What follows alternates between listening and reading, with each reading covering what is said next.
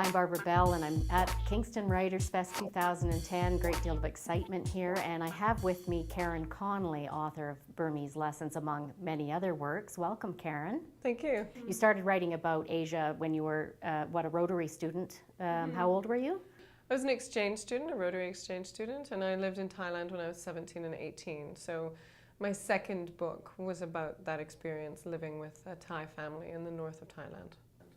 And it's been just a running theme in all of your work. You're very clearly quite curious about Asian culture, and where do you draw the inspiration from?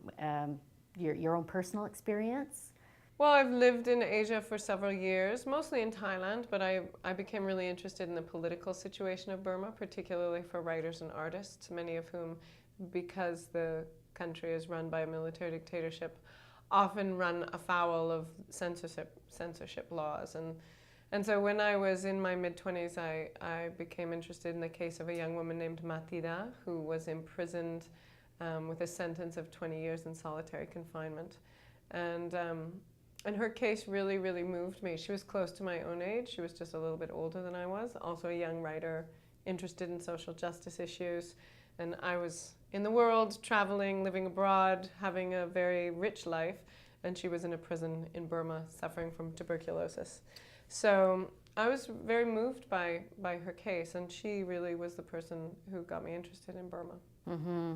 And it's obviously been a very rich trove for you. Now, you have written some fiction works and also some nonfiction, Burmese Lessons being a nonfiction work.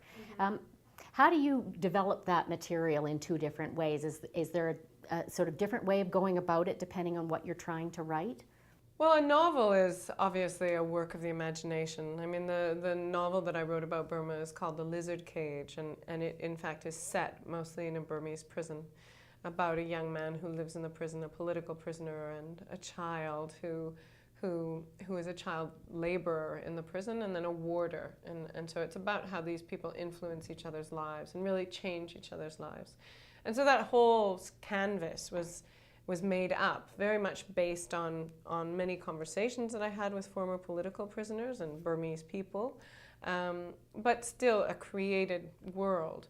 Whereas nonfiction is the world that I have experienced. So after writing The Lizard Cage, this big novel about Burma, I felt that there were still things, my own story, my own transformation vis-a-vis Burma and Burmese people that I hadn't really explored, that I hadn't really developed yet. And so I thought, okay, I need to continue telling this story, but in a more personal way, in a closer way.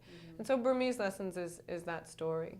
And Burmese Lessons nominated for a BC Nonfiction Book Award, which is a pretty significant honor to have achieved. I'm very proud of that, very happy. Good, and just one of many accolades throughout your writing career.